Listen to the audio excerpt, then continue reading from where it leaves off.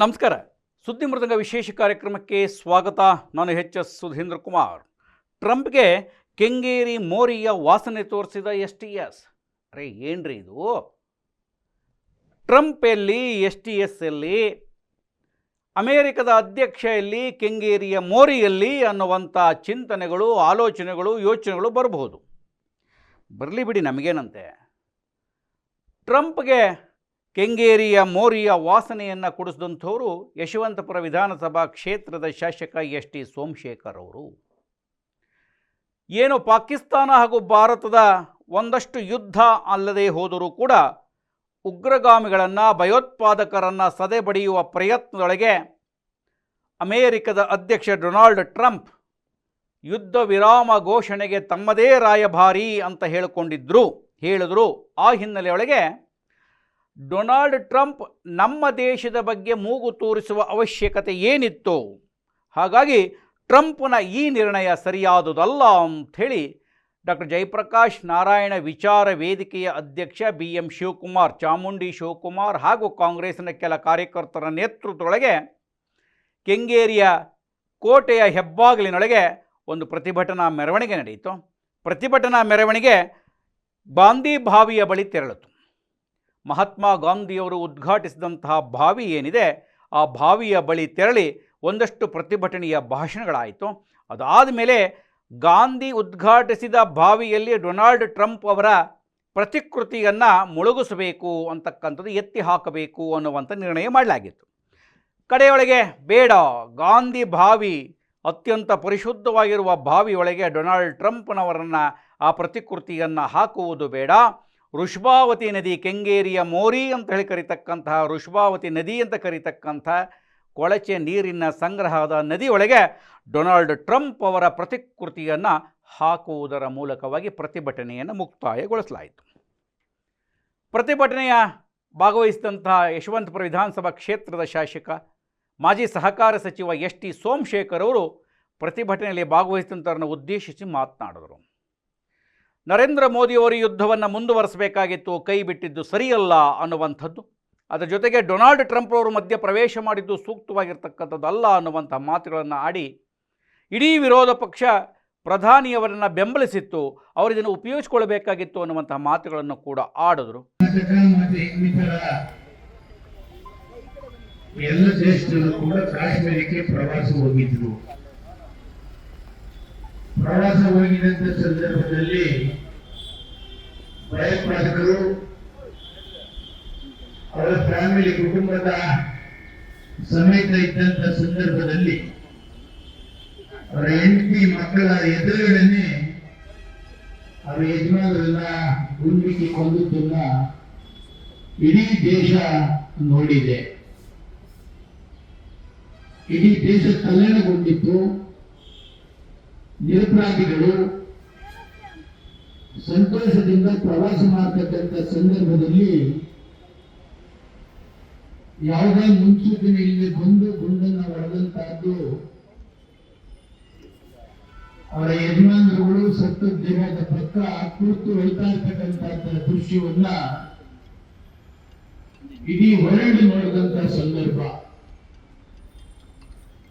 ಅವತ್ತು ಮಾತನಾಡಿದಂತ ನಮ್ಮ ಪ್ರಧಾನಮಂತ್ರಿಗಳು ಮಾತನಾಡಿದಂತ ರೀತಿ ಪಾಕಿಸ್ತಾನದಲ್ಲಿರ್ತಕ್ಕಂಥ ಎಲ್ಲ ಉಗ್ರವಾದಿಗಳನ್ನ ನಿರ್ಮೂಲನೆ ಮಾಡ್ತೀವಿ ಅಂತ ಹೇಳಿ ಘೋಷಣೆಯನ್ನು ಮಾಡಿದ್ರು. 2-3 ದಿವಸ ಇಡೀ ಭಾರತ ದೇಶದವರೆಲ್ಲ ಕೂಡ ಒಗ್ಗಟ್ಟಾಗಿ ಕೇಂದ್ರ ಸರ್ಕಾರ ತೆಗೆದುಕೊಂಡಂತ ನಿರ್ಧಾರವನ್ನ ಹೃದಯಪೂರ್ವಕವಾಗಿ ಸ್ವಾಗತವನ್ನು ಮಾಡಿದ್ರು. ಯಾರು ಕೂಡ ಅಪಸ್ವರ ಎತ್ತಲಿಲ್ಲ. ದೇಶ ಮೊದಲು, ದೇಶ ಒಗ್ಗಟ್ಟು ಮೊದಲು. ದೇಶಕ್ಕೆ ಗಂಡಾಂತರ ಬಂದಂತ ಸಮಯದಲ್ಲಿ ನಾವೆಲ್ಲ ಕೂಡ ಭಾರತೀಯರು ಒಂದಾಗಬೇಕು ಅಂತಕ್ಕಂಥ ದೃಷ್ಟಿಯಲ್ಲಿ ಪಕ್ಷ ಭೇದ ಮರೆತು ಸಂಪೂರ್ಣವಾಗಿ ಸಹಕಾರವನ್ನು ಕೊಟ್ಟರು. 2-3 ದಿವಸದ ನಂತರ ಅಮೆರಿಕದ ಅಧ್ಯಕ್ಷರು ಸಂಧಾನವನ್ನ ಏರ್ಪಾಡು ಮಾಡಿದ್ದೇವೆ ಅಂತೇಳಿ ಘೋಷಣೆಯನ್ನು ಮಾಡಿದ್ರು. ಆಗ ಜನರಿಗೆ ಅನುಮಾನ ಶುರುವಾಯಿತು. ಏನು ಇಡೀ ಭಾರತ ದೇಶ ಒಗ್ಗಟ್ಟಾಗಿ ದೇಶ ಮೊದಲು ಅಂತ ನಿಂತಿತ್ತು, ಅವ್ರ ಮಾತುಗಳಲ್ಲಿ ಎಲ್ಲ ಭಯೋತ್ಪಾದಕರನ್ನ ನಿರ್ಮೂಲ ಮಾಡ್ತಾರೆ ಅಂತಕ್ಕಂಥ ಒಂದು ಸಂತೋಷದಿಂದ ಇದ್ದಂತ ಸಂದರ್ಭದಲ್ಲಿ ಅಮೆರಿಕ ದೇಶದ ಅಧ್ಯಕ್ಷ ಕದನ ವಿರಾಮ ಮಾಡಿದ್ದೇವೆ ಅಂತೇಳಿ ಘೋಷಣೆಯನ್ನು ಮಾಡಿದ್ದಾರೆ. ಯಾರು ಭಯೋತ್ಪಾದಕರು ಇಷ್ಟು ಅಟ್ಟಹಾಸ ಮೆರೆದಿದ್ರು ಅದೆಲ್ಲ ನಿರ್ಮೂಲ ಮಾಡುವ ತನಕ ಇವರು ಹೋರಾಟ ಮಾಡಬೇಕಾಗಿತ್ತು. ಭಾರತ ದೇಶದ ಸೈನಿಕರಿಗೆ ಎಲ್ಲರೂ ಕೂಡ ಅಭಿನಂದನೆ ಕೂಡ ಹೇಳ್ತಾ ಇದ್ರು. ಆದ್ರೆ ಸಡನ್ ಆಗಿ ಯಾಕೆ ಯುದ್ಧ ಘೋಷಣೆಯನ್ನು ನಿಲ್ಲಿಸಿದ್ರು? 2-3 ದಿವಸದಲ್ಲಿ ಎಲ್ಲ ಭಯೋತ್ಪಾದಕರನ್ನು ನಿರ್ಮೂಲನೆಯನ್ನು ಮಾಡಿದ್ರ? ಸಿಂಧೂರ ಹೆಸರಿನಲ್ಲಿ ಮೈಕ್ನಲ್ಲಿ ಮುಂದೆ ಘಂಟಾಘೋಷವಾಗಿ ತಾವು ಏನು ಉರುಪಿನಿಂದ ಮಾತನಾಡಿದ್ರು ಆ ಎಲ್ಲ ಭಯೋತ್ಪಾದಕರು ನಿರ್ಮೂಲನೆ ಆಗುವ ತನಕ ಯುದ್ಧವನ್ನು ನಿಲ್ಲಿಸಬಾರದು ಅಂತಕ್ಕಂಥದ್ದು ಪ್ರತಿ ಭಾರತೀಯನ ಮನದಾಳದ ಮಾತು.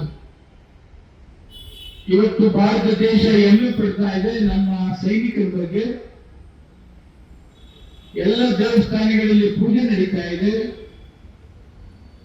ನಮ್ಮ ಸೈನಿಕರು ಓಡಾಡ್ತಕ್ಕಂಥ ಸಂದರ್ಭದಲ್ಲಿ ಯಾವುದೇ ವಿಧವಾದ ಅಹಿತಕರ ಗಲಾಟೆ ಅವಕಾಶ ಆಗಬಾರದು, ಅವರಿಗೆ ತೊಂದರೆ ಆಗಬಾರದು ಅಂತಕ್ಕಂಥದ್ದನ್ನ ಇಡೀ ಭಾರತ ದೇಶ ಸೈನಿಕರ ಬಗ್ಗೆ ಹೆಮ್ಮೆ ಪಡ್ತಾ ಇದೆ. ಇಂಥ ಒಂದು ಸಂದರ್ಭದಲ್ಲಿ ಯುದ್ಧ ಘೋಷಣೆಯನ್ನು ಮಾಡ್ತಕ್ಕಂಥದ್ದಕ್ಕೆ ಟ್ರಂಪ್ ಯಾರು? ಟ್ರಂಪ್ ಮಧ್ಯಸ್ಥಿಗೆ ವಹಿಸಲಿ, ಇಡೀ ಭಯೋತ್ಪಾದಕರನ್ನ ನಿರ್ಮೂಲನೆ ಮಾಡ್ತಕ್ಕಂಥದ್ದಕ್ಕೆ ಟ್ರಂಪ್ ಕೂಡ ಸಹಕಾರ ಕೊಡಬೇಕಾಗಿತ್ತು. ಪ್ರಧಾನಮಂತ್ರಿಗಳು ಈಗ ಅವರು ಎಚ್ಚೆತ್ತುಕೊಳ್ಬೇಕು. ಭಾರತ ದೇಶ ಎಲ್ಲ ಕೂಡ ಒಗ್ಗಟ್ಟಿನ ಸಂಪೂರ್ಣ ಸಹಕಾರವನ್ನು ಕೊಡ್ತಾ ಇದ್ದಾರೆ.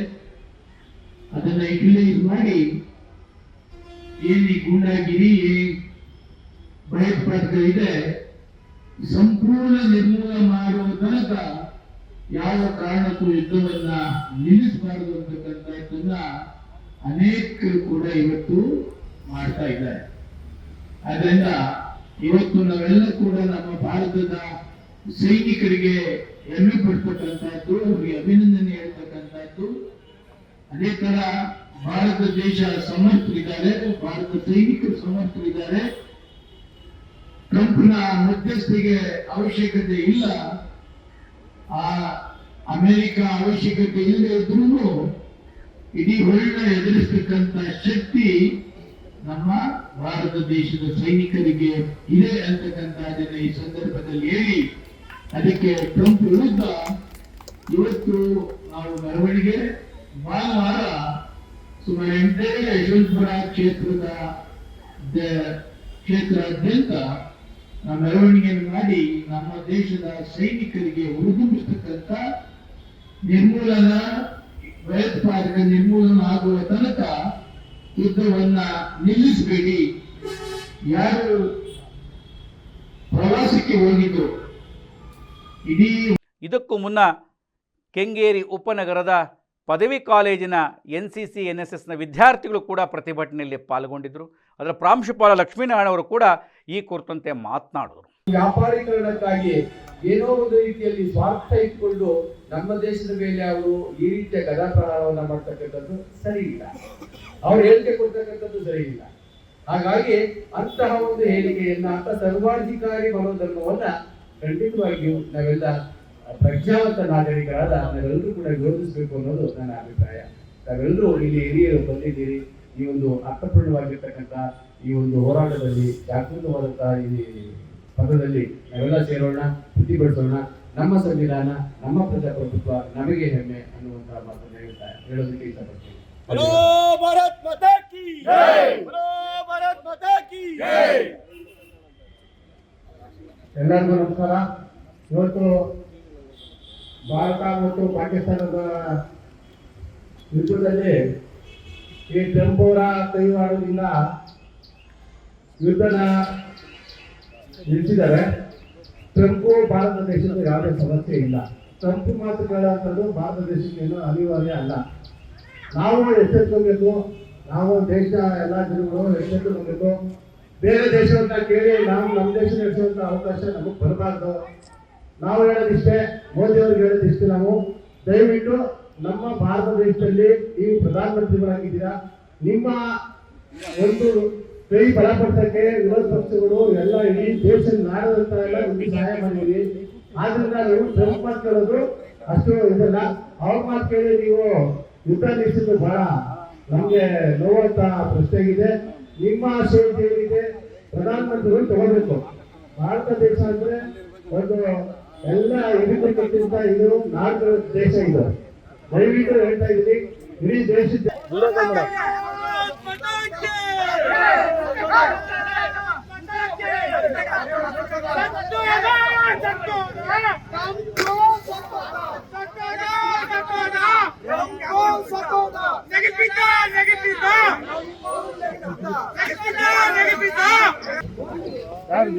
ಮಾಡ್ಬಿಡಿ.